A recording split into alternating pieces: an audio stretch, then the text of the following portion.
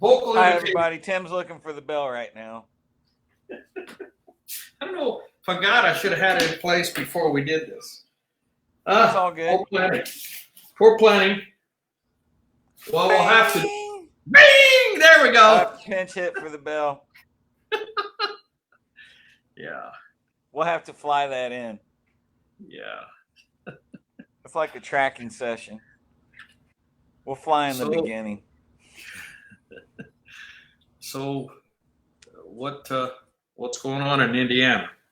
Oh man, we're going the wrong direction with all the COVID stuff. We're on the fast track back towards a lockdown again, and it's becoming really frustrating for me because I really haven't gotten to work all year long. It's been harder on working musicians than maybe anybody, and we're heading that way, man. We're heading for another lockdown. I keep booking shows, and the shows keep getting canceled. Well, that sucks. It's frustrating. Sorry to hear that. Oh, it's all good, man. It's out of my hands. It's out of your hands. You know, I think that, I don't know if I said this on the last podcast. I may have told you this. I know there's still people that believe this whole thing is a hoax. And isn't everything going in the wrong direction? Beth says, hi, Beth. Thanks for joining us. Yeah. Hi, Beth.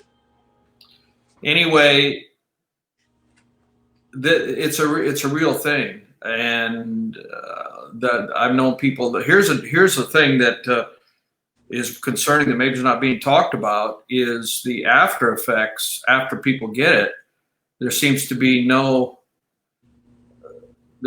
some lingering effects, and there's more and more talk about that, more and more articles that people have they recover, but there's still things in their body that are not the same, at a detriment. And there's back from where I'm from, back in South Dakota, I talked to a good friend, an old friend, and he kind of gave me an update of what's happened in the small town where I went to high school and graduated.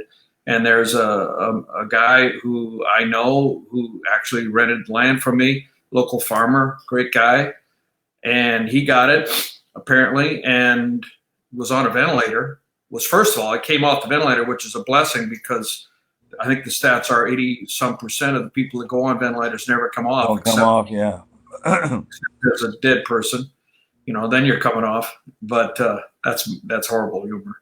But anyway, he got off of it, but his lungs are damaged, and he's got to go walk around with the oxygen source all day long. I mean, this guy's a farmer. I mean, I don't know if you know, you have farmers there in Indiana. I mean, if you can't be mobile, farmers are very physical. Even today with all the automation, you got to climb in and out of cabs, and you got to do a lot of, and he's got a welding shop that he also does. That's a lot of physical labor. He does fabrication for people, for himself, and for other people for hire. And, there's a lot of movement.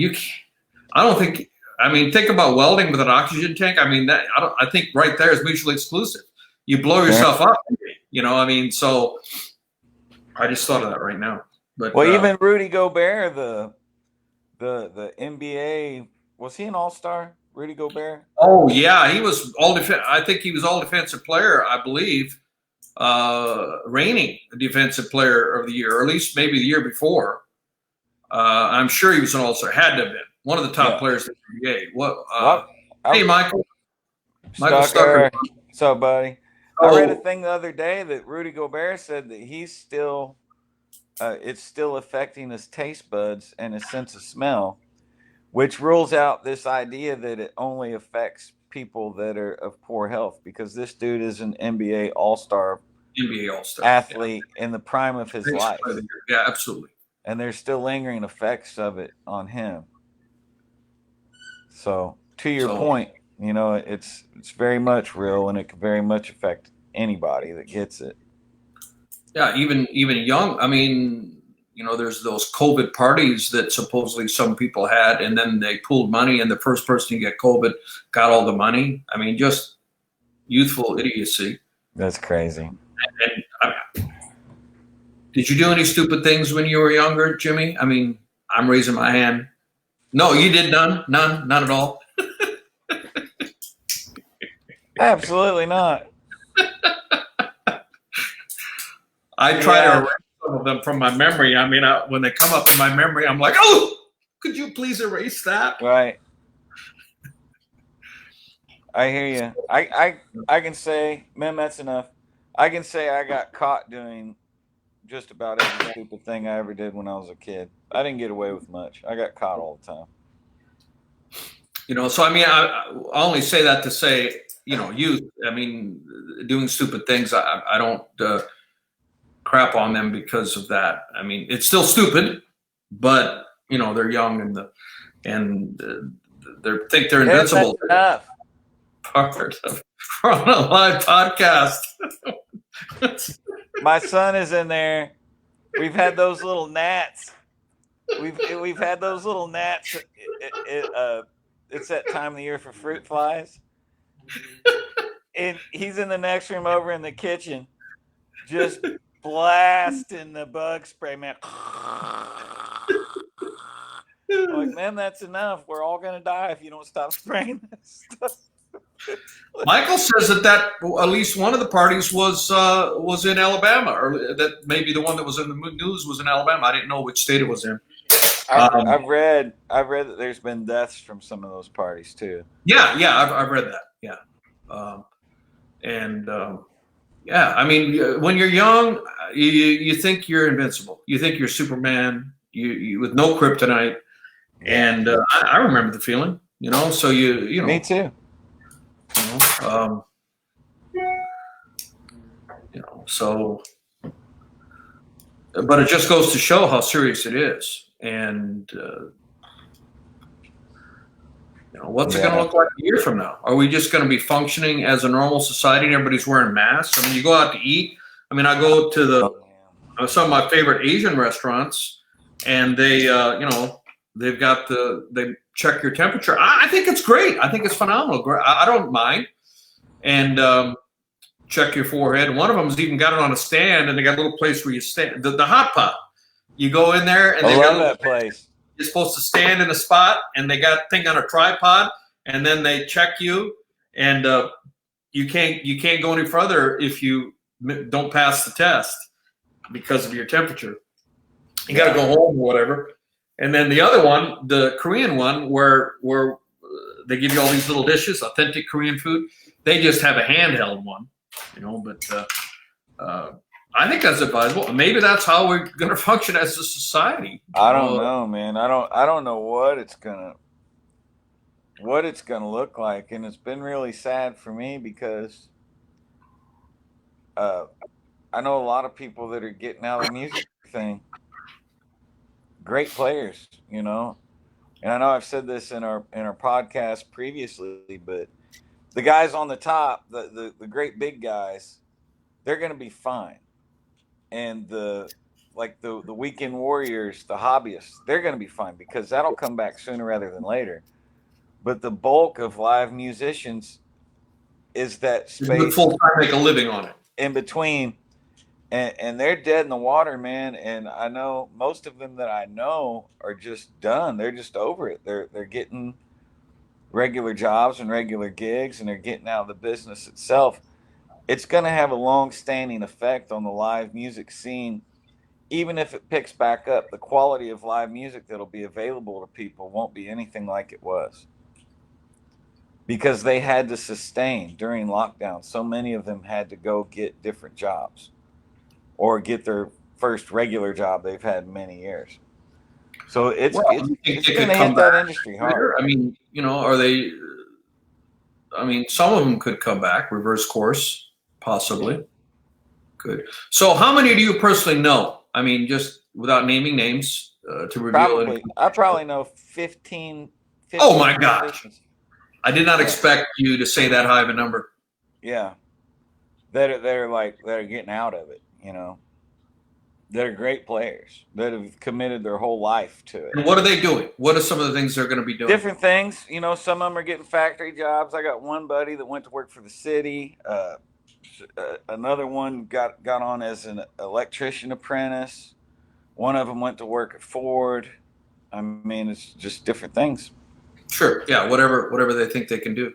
Yeah, and they're finding that oddly enough, the money's easier with the straight gig than it was with the music thing.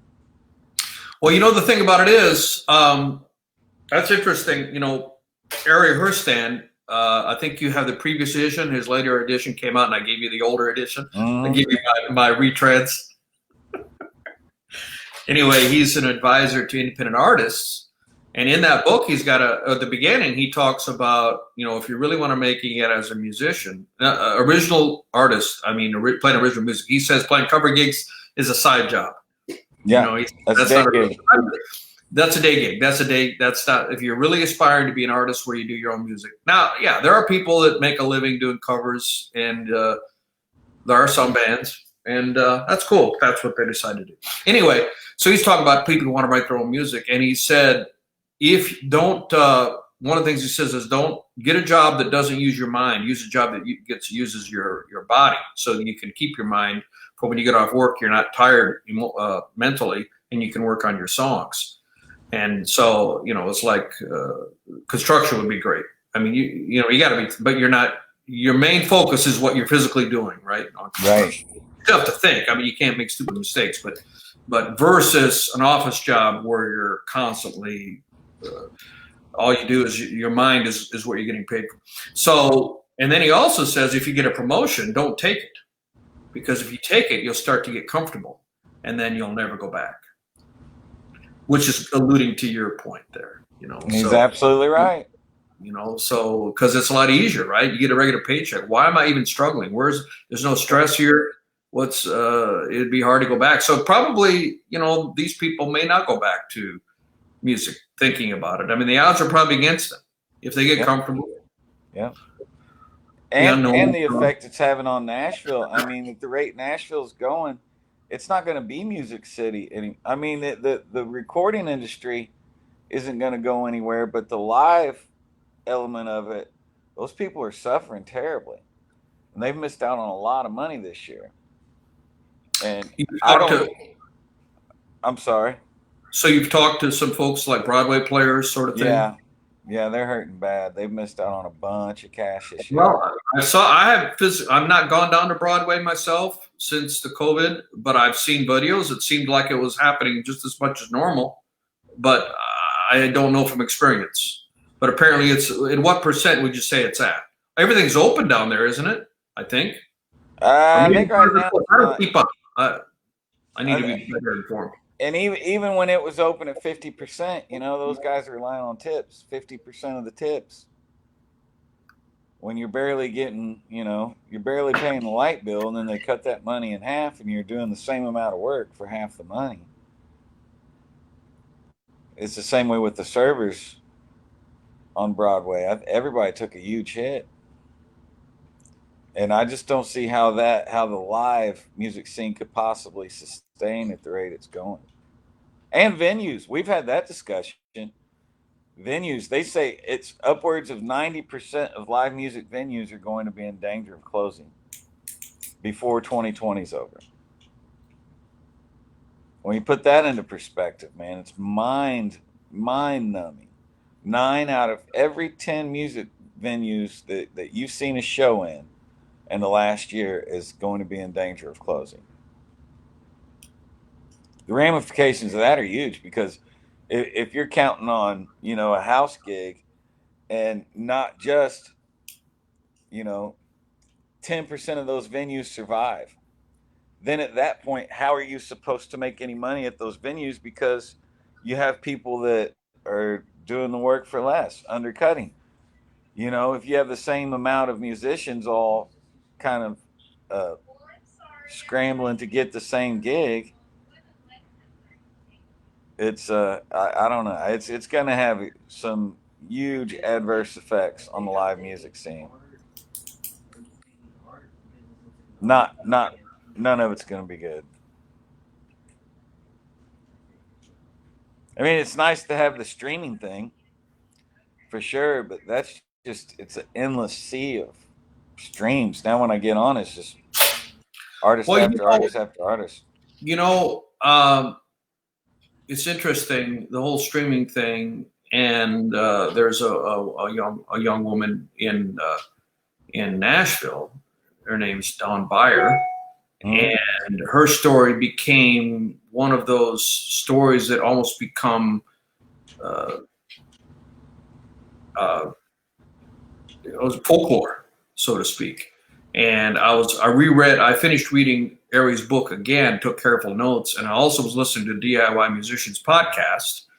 And it's always mentioned that in 2017, she made $100,000 from tips live streaming. It's never been updated. It's a story that was Rick Barker went to DIY Musicians and he gave a presentation, and he said that Dawn Beyer made $100,000 in 2017. Now, that's 3 years ago now, and there's been no updating of numbers that she's made since then. And I'm going to project that she was one of the first ones. It's like being on YouTube, one of the first ones on YouTube or any other platform.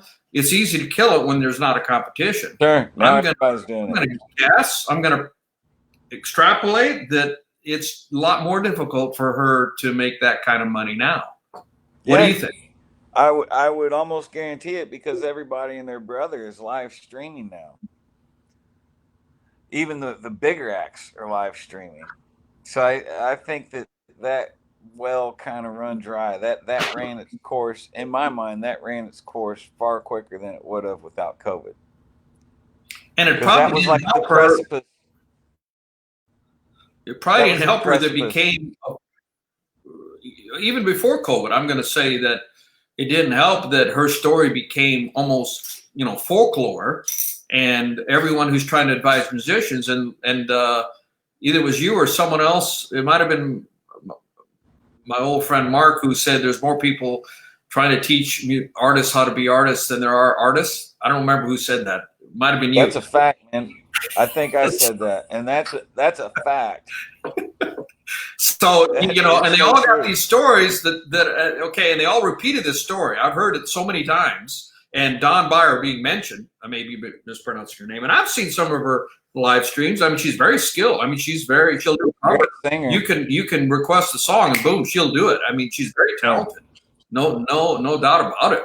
I mean, God bless her talents and her ability to do that. I guess she was a Broadway player and got tired of struggling, and so started doing the live streaming thing. And I don't know. I haven't watched her live stream in a bit, but yeah. So things change, and how do you stay ahead of all that curve, and what's it going to look like? And I mean, we're going to show. I mean, we still continue to. And then what's going to happen after the election? No matter who wins, yeah. I mean, there's going to be a change in course, I feel. Yeah, I've thought about that a lot. Like, what is it going to be? Drive-in live streams? I mean, I have no idea what it's going to be. I saw a thing where I want to say it was maybe France, but don't quote me on that, where they were having shows, live concerts outside of hotels. And instead of getting tickets to the show, people would fill up the hotel and they watched the live show from the balcony of the hotel. Of their hotel room? Of their hotel room, you mean? Yeah, of their hotel room. So that's kind of suck if you had a room on the other side, on the back side of the hotel. Right. Yeah. That'd be mean. I can hear him playing. It's a great concert we heard, but I don't know what it's going to look like. It's certainly going to be different, and it's not streaming, because streaming it's not as good on both ends. You can't really bring it when you don't have that symbiotic relationship between crowd, that energy exchange. Yeah. I'm an incredible, passionate NBA fan. And I watched the Celtics play an exhibition game against Oklahoma. I think it was Friday night. I turned it on, and it was so boring to watch. Same players, but no crowd. And you can hear the squeaking of the sneakers, and you can hear everything, and there's no shouting, and it was like, this is not even, doesn't even feel like basketball. Right. it feels like a practice. Mm-hmm. And I'm sure the players, how in the world they're going to play all the way and crown a champion. And how in the world can the players survive? It'd be the same thing. I mean, the players play in fact, I remember early on, LeBron said that he wouldn't participate in that if they didn't have an audience. And I suppose apparently he's changed his mind because he wants to win a championship in LA and increase his legacy. He's only got one. No, what's he got? He's got 3 championships, 2 down in the Heat, Miami, and then 1 with the Cavaliers. So he's got 3. He'd certainly like to add to it. So I guess he's changed his mind. But he first came out and said, if there's no audience, I'm not playing. But I mean, so it goes back to your point. I mean, musicians trying to do a concert and not having that vibe. I mean, I've been in concerts where it felt like a spiritual experience. The feeling. It's so different, man. It's like it live. It sort of takes over you, and you play 3 or 4 hours, and you go, man, that felt like 10 minutes. Time just stands still, and you could do it all day long, and because you have that energy exchange. And I do some of these streams for 15 minutes, and I'm exhausted, man, because it's not. You don't get that energy. You don't get. You're not getting that energy back, and it's hard, dude. It's hard to do it because it's a total energy thing. It's just, I don't know, man. There's no connectivity there for me, at least. It's like looking at a camera and all you see is yourself. Now, as you know, and I've mentioned it in some of my social streams and some of my stories, I attended the Tony Robbins Unleash the Power event, and he spent, I think we talked about it on the last podcast. In fact, my voice was gone. He spent millions of dollars developing this special, looked like a warehouse with all these screens, LED screens, and so he could see people responding. He could see, there was a two-way communication because everyone, and they were constantly to ask us, please, because when you're in a Zoom call, you can shut off your camera, and we were constantly getting, and that was up to you. I mean, if you were attending, they weren't going to kick you out if you didn't have your camera on, but they were constantly saying, please turn on your cameras. Please turn on your cameras. Tony wants to see you. And it's for that purpose. He wanted to vibe. And he was so excited because he wasn't sure if it was going to work. And he's trying to find a way forward. I mean, he's a businessman. He's got 54 companies, $6 billion in sales. Most people don't think of Tony Robbins as an entrepreneur, but he is. And he uses the things that he teaches in his adult training courses to apply to his companies, and his companies are successful. So he was trying to find a way forward. He saw that we can't do live events. 90% of the revenue from their company, Tony Robbins Research is the name of the company, and 90% of their revenue comes from live events, and you can't have live events during COVID. So he said, what are we going to do? I mean, he just took action, massive action. He always talks about take massive action. And he spent millions of dollars building this amazing, the stage looked like it was 40 feet in diameter, and the screens looked like they're at least 20 feet high surrounding the stage. I think maybe not completely, but almost over 50% around the stage. And he's on the stage looking at the screens and pointing people out, calling their name because the name would be underneath. And it was a way for him to get that energy back. And by the last day, he said, man, you guys have so much energy.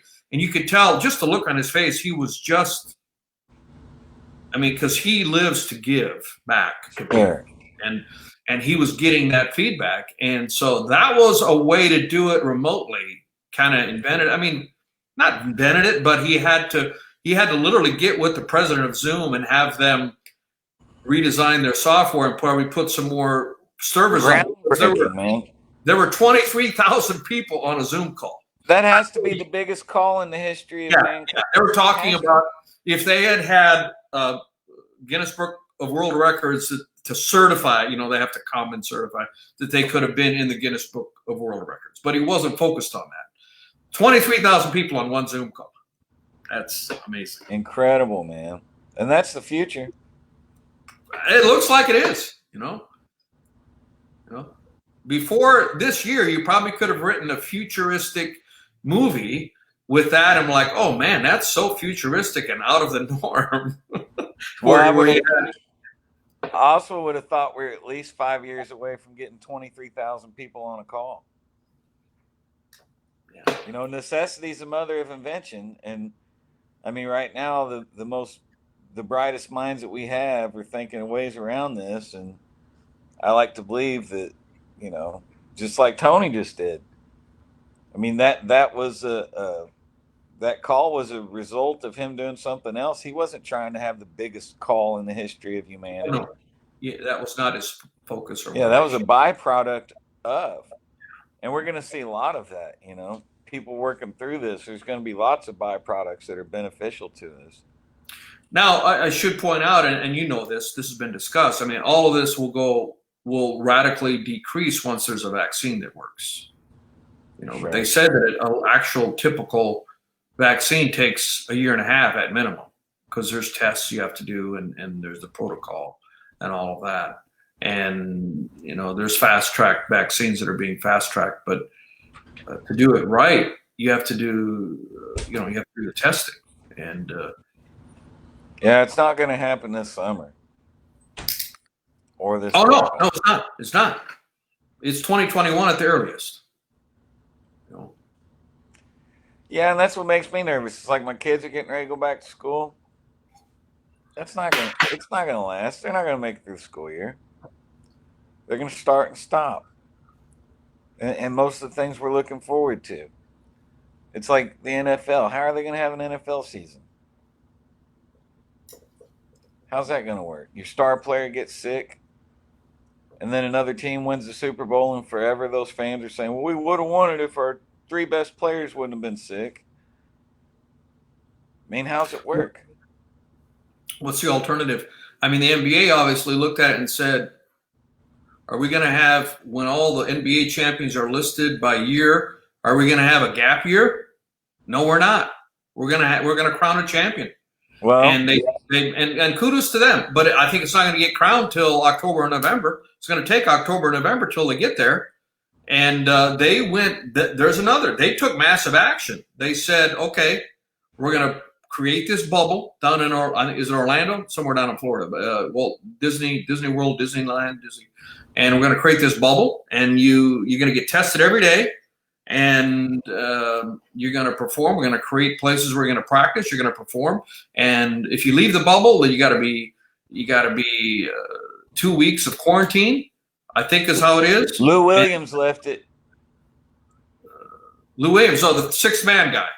Yeah. For the Clippers, right? Yeah. Well, some other people, Austin Rivers left it for personal reasons. Did Lou leave it permanently because he said, I'm done with this? Or? No, somebody had a picture of him in a strip bar. He left it. Yeah. He left it and was like, went to a club or something, and somebody had a photo of him. He's in trouble. Right? It's crazy. I'm sorry, I shouldn't laugh. I shouldn't laugh. But how are they going to pull that? I mean, that's an even bigger undertaking with the NFL, because the rosters are so much larger. True. And you can't go into a bubble. I mean, how are you going to? I mean, I guess you could have them all play in a dome. Now we have domes that the building, it's an enclosed building, but you can only have one field in a dome, right? I mean, yeah, it's going to be difficult, The first, Michael says the first 9 weeks here are virtual school in Alabama. Okay. Then they evaluate thereafter, most likely virtual school this year. Yeah, I would agree with that, Michael. I mean, yeah, they're going to start here in Madison. They're just starting actual school, and then there's going to be more cases, and then they'll cancel and it'll be virtual. So we're doing it the complete opposite way. Well, as a parent, what are you, I mean, I've even seen memes of people saying, don't force me as a teacher to go in and endanger my life. I mean, are you protective and wishing you don't want to send your kids to school What are Yeah, you? I've second guessed it a lot, especially with Katie. As you know, my wife's type 1 diabetic, and she's very high risk for COVID. I mean, or the after effects of it. So yeah, of course. I mean, I'm scared to death in many ways. We had leaned towards not even sending them, and the biggest Also, downside to that would be that Marshall wouldn't get to do sports this year, and his heart's set on playing soccer and wrestling and playing football. That's a big deal to him, and we didn't want to take that from him this year. Right or wrong, that was a big determining factor in our decision to send them back to school, because we don't know how long it's going to look like this, and you can't just you can't put life on hold forever. yeah. I feel bad for the kids that graduated this year because they missed out on a lot of memories. Virtual, Michael says, traditional. go ahead. Go ahead. Mike Three says options. they gave us three options here: virtual, traditional, or online. Yeah. Virtual. What's the difference between virtual and online? I wonder. Virtual, traditional, or online? Is it Oh. virtual? Virtual. Yeah, it's unprecedented times. But some supposed threats have gotten away. I mean, what happened to murder hornets? That's a joke now. That's a punchline. Murder hornets. Short-lived. Very short-lived. Well, at least we know now. I mean, that's the thing, is we have all this information and all this data now, and we still push against it. Imagine how those people felt with the big Dust Bowl storms back in the day when they had no idea what was even happening. Or, the Black Death. They had no idea. They're 100% oblivious to what was going on. People just dropping like flies, or natural disasters where they're going, oh, these are demons coming out of the sky, or whatever they thought it was. Yeah. I mean, even though this has been so complex, there's still never been a better time to be alive because we have all that data. Oh, there's no doubt this is the best time to be alive on this earth. Yeah, in South Dakota, they called it the dirty 30s. Have you ever heard that phrase, the dirty 30s? Because it was the 30s, and it was dry, and it was exacerbated tremendously by poor tilling, by poor practices. They till the ground, and the wind would blow. And they said, I mean, there are houses that you renovate houses, and there's the dirt is in the walls because it would just blow through. That they didn't have, it was not airtight houses, and it was a horrible thing. Okay, Michael says online is with unknown teachers, virtual is with teachers from the school the child is enrolled in. Okay, gotcha. Okay. That's interesting. My kids did great with the online stuff. They did great. It was all A's. A's and B's. Are you being facetious? No, not at all. Oh, okay. No, they did well. Cool. But that's where it was kind of like the inmates started running the prison, because when they were doing the online classes, our thing was, if you get A's and B's, then you can stay up as late as you want on the weekends. And then when school ended, they had all A's and B's, so they were just staying up all hours of the night, and kind of got a little bit out of control. We're recalibrating right now. There's gonna be a lot of tired kids, man, when school starts here in a couple weeks. The first day is gonna be rough on them. And that's the thing. I mean, think about this year for kids, dude. This has been a strain on them. Everything bouncing around, and it has to be stressful for little ones. I couldn't imagine. Everything changing last second. Hey, let's. You want to go to another subject? Let's do it. Well, it's kind of depressing. You want to talk about my dating experience? That's always kind of fun. Okay. So I met this woman, and I have a theory. I met this one on one of the dating apps. We communicated back and forth and talked on the phone. Everything seemed to be going well. And then I asked her to dinner, and I said, what kind of food do you like? She said, sushi. And I said, that's great, because I love sushi. I lived in Japan. I'm kind of a sushi snob. I've gone to some of the most expensive sushi restaurants in Osaka and Tokyo. I used to have I could expense stuff when I worked for Mitsui. And so I picked I had been there once, was one of the best sushi restaurant in Nashville, freshest. And it's run by a Japanese couple. And it's BYOB, which means that it should be only, they're going to focus on the food, right? Because they're not making any money from the alcohol. Oh, Michael says his son has done so well, he's gotten accused of hacking the system, changed his grades. Yeah, that's a problem too, I suppose. If that's awesome. You cheated. You had to have cheated. So, yeah, this girl, she sent me a message and she said she looked at the pictures online and it's really disgusting. Can we go to another place? More of a trendy Asian fusion place. It has good ratings, but and the decor is they just renovated it. So I get that. More of a commercial place. And I said, okay, that's fine. And then she texted me yesterday. I actually got the text while I was in church. She said, I've thought about the fact that you wanted to meet me at that absolutely disgusting restaurant, and I'm deeply offended, and I'm going to cancel the date. And I'm like, what? And it actually has a better Yelp rating than the one she wanted to go to. And you and I talked about this, and I can't understand. I mean, it probably dodged a bullet, but I never even met her. You know, it's like, and it was like, I looked at the photos and I was trying to figure out what she saw was disgusting. And I hate to say it, I have a theory. I have one theory. I have a number of theories. One is there's two Asians behind the counter. I mean, is she doesn't like Asians? I mean, you know, it's a Japanese, it's Asian cuisine.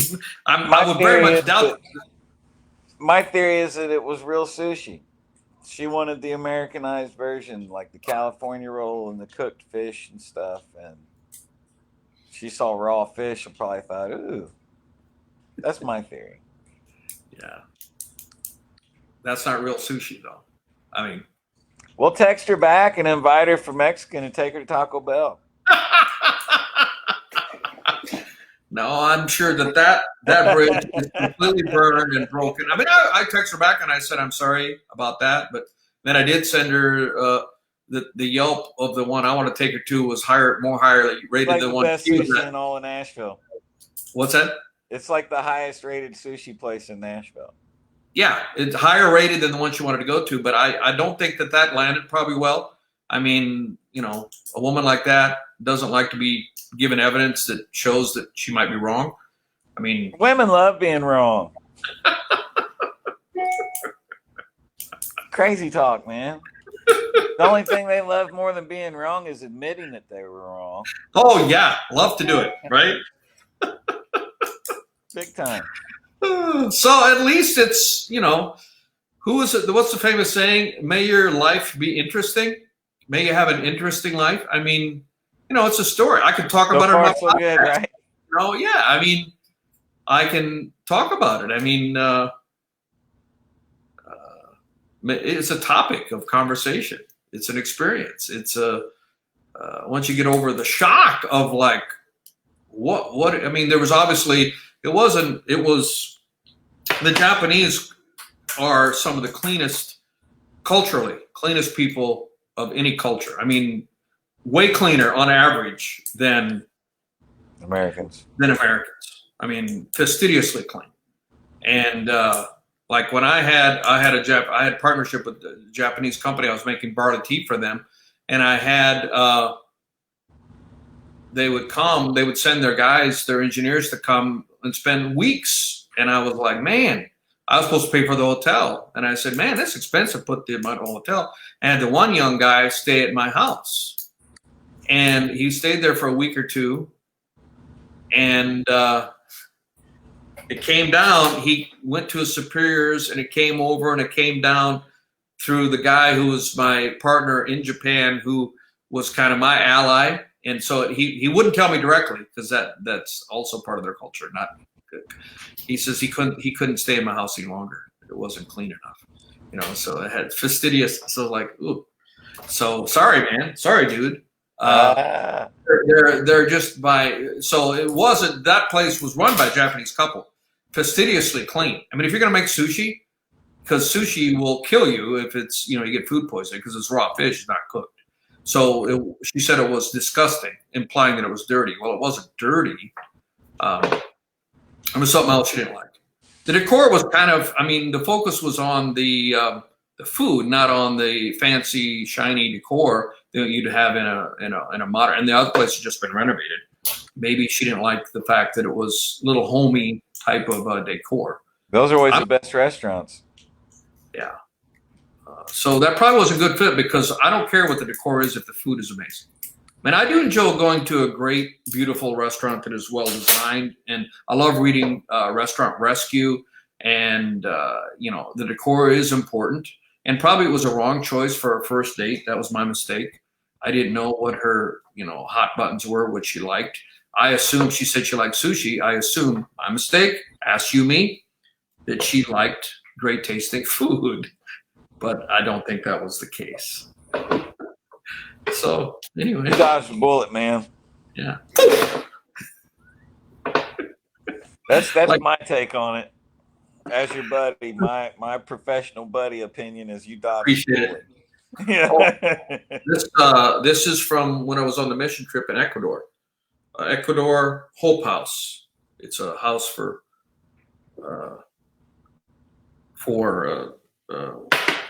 young girls that are rescued from